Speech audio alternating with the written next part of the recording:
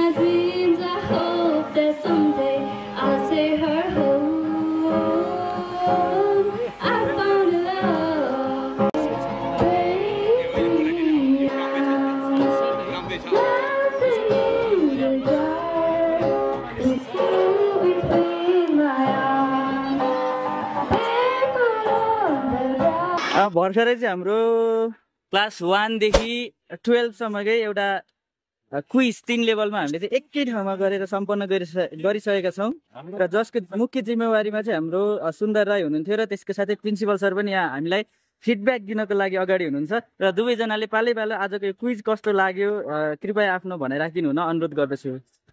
धन्यवाद। सुन्दर भन्नुहुन्छ। हजुर, आजको यो हाजिर जवाब प्रतियोगिता खेल मैदानमै चाहिँ आयोजना गरिएको थियो। यो कार्यक्रम भाषा तथा साहित्य क्लबद्वारा आयोजना गरिएको थियो र यसमा हाम्रा यस विद्यालयका धनकर्ण श्रेष्ठज्यू, भाइस प्रिन्सिपल उपसहायक प्राध्यापक हाम्रो लाल प्रसाद घिमिरेज्यू लगायतका सर मेमहरूको र सहयोगले चाहिँ एकदमै चाहिँ राम्रो चाहिँ सफल भएको छ। भव्यतापूर्वक चाहिँ सफल भएको छ। जसले आफ्नो ठाउँबाट सहयोग गरिदिनु भयो त्यसको लागि चाहिँ म अत्यन्त चाहिँ कृतज्ञ छु, ऋणी छु, आभारी छु मेरो भनाइ यति नै सर। हजुर धन्यवाद। प्रिन्सिपल सर धन्यवाद सर। यो खालको हाजिर जवाब चाहिँ हरेक महिनाको एक पटक शुक्रबार र तृतीय क्रियाकलाप भन्दा यसै गरी गर्नुपर्छ। हजुर र यसमा अलिकति विद्यार्थीको तयारी नपुगेको प्रश्न बनाउने कुरामा अलिअलि सुधार गर्नुपर्ने कुरा, हजुर सञ्चालन गर्नुपर्ने कुरामा पनि अलिकति सुधार गर्नुपर्छ। अनि साउन्ड सिस्टम अलि चाहिँ हाम्रो जति सुसदृष्ट हुनुपर्छ त्यो भएको छैन। अरू समग्रमा राम्रो भएको छ र यसको व्यवस्थापन पनि सुन्दर छ। विशेष धन्यवाद।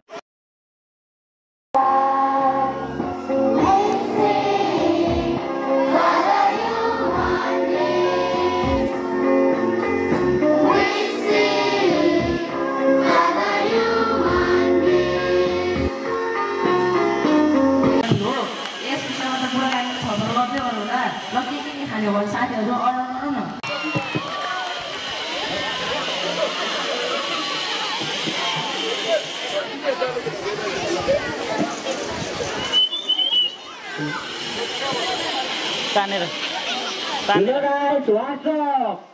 पर्सि बाटोमा बाइक पड्काउँदै गाउँ जाने हो कि न? भोक लागि छिटो छिटो अर्डर गरिहालौँ। होइन हो, यसलाई त जतिखेर पनि खानाकै मात्रै सुर्छ त। यहाँ आफूलाई के को चिन्ता भइरहेको छ, यो भने कहिले नसुध्रिने पर्छ। हेलो ओइ त पेटा बोलेको होइन? बेटा होइन, तेरो आमाको बेटा बोलेको। होइन त कति रिसाएको बे यार, मलाई चिनिनस् कि क्या हो? चिनिराख्नु पनि छैन तँलाई फटा। म के एसी ब्याज 2072 को हो भामा? अरे यार तँ पो चिने कति वर्षपछि सम्झिस यार। अलि ठिकै छ होला नि यार। कसो बोलो यार, चिरिता लग्यो हो? कन्सल्टेन्सीबाट कलाएको छ यार। पैसा जम्मा गर्नुपर्ने रहेछ। पैसा चाहिँ किन जम्मा गर्नुपर्ने नि? हामीले स्टुडेन्ट भिसाको लागि टेस्ट गरेका थियौँ। My Bhunti, I love you so much भुन्टी।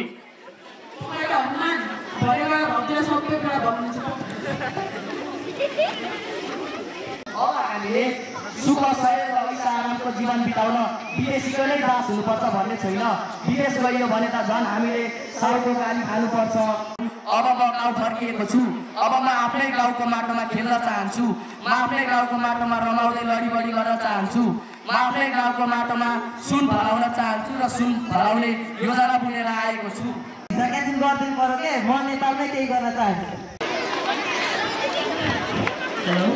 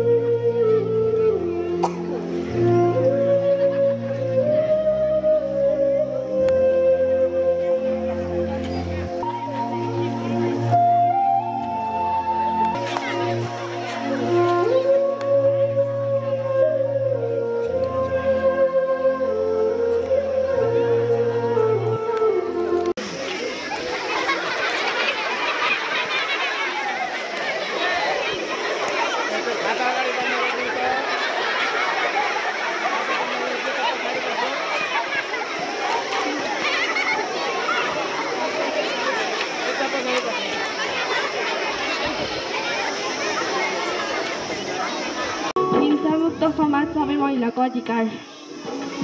लैङ्गिक हिंसाको अन्त्य गर र सुरक्षित भविष्यको निर्माण गर। हरियो जङ्गल हराभरा हाम्री महिलाका थियो। महिलाको आँसु हाम्रो लागि। जन्म छोडौँ महिलालाई स्वतन्त्र र सम्मान सहित सही जस्तै आकाशमा आउन छोडौँ। Empowered women, empowered the world. Stop discrimination. माध्यमिक विद्यालयको कक्षा 8 वर्ग रातोमा अध्ययनरत छात्रा सुदेशना राई हो। हामी कक्षा 8 वर्ग रातोले नाटक प्रदर्शन गरिसकेका छौँ। यस नाटकको मुख्य उद्देश्य भनेको हाम्रो समाजमा महिलामाथि गरिने अत्याचार, हिंसा आदि हुन्। धन्यवाद।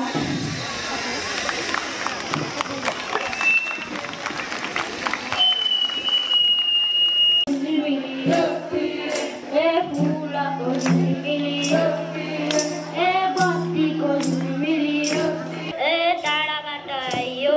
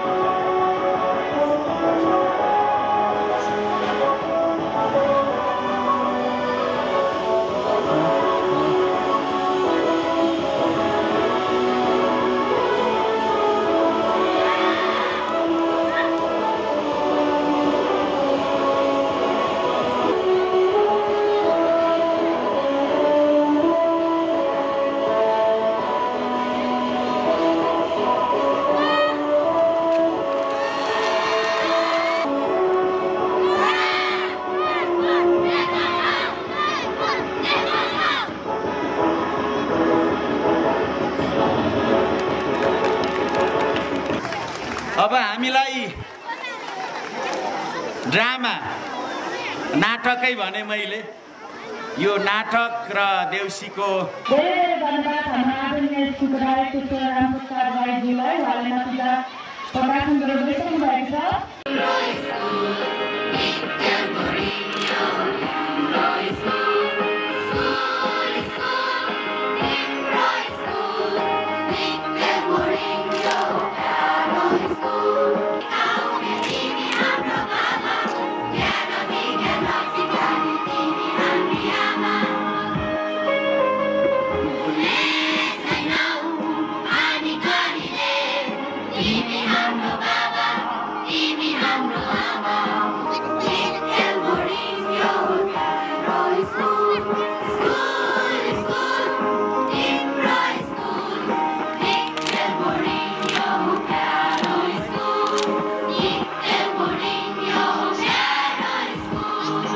धेरैको नयाँ छु, त्यही भएर म सानो परिचय दिन चाहन्छु।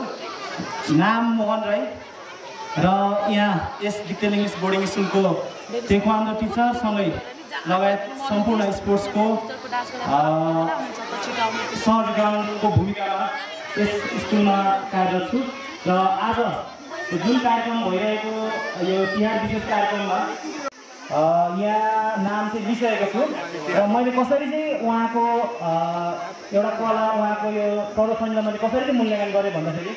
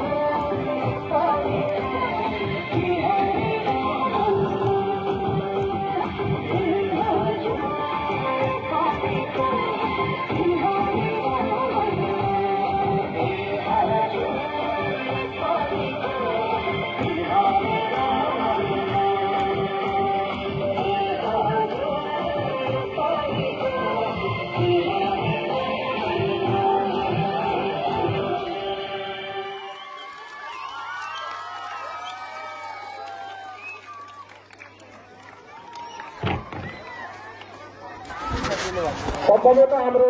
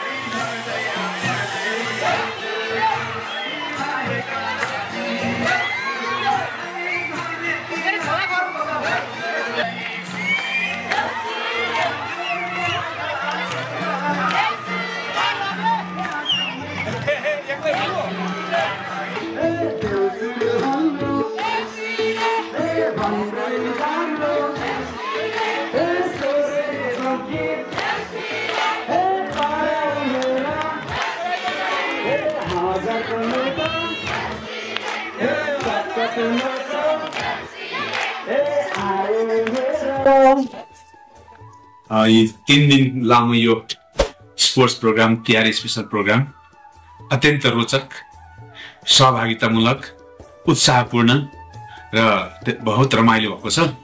अब आगामी वर्षहरूमा पनि यस सिकाइलाई निरन्तरता दिनुपर्छ भन्ने जस्तो लागिरहेको छ मलाई।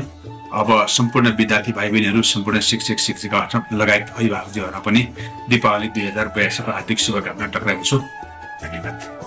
यो डिक्टेल बोर्डिङ स्कुलले तिहारको उपलक्ष्यमा जुन 3 दिने कार्यक्रम आयोजना गरेको छ, यो मेरो विचारमा चाहिँ एकदम सफल कार्यक्रम रहेको मूल्याङ्कन गर्छु। यसमा सबै सरहरू जसले जे जिम्मेवारी पाउनु भएको छ उहाँले आफ्नो जिम्मेवारी राम्रो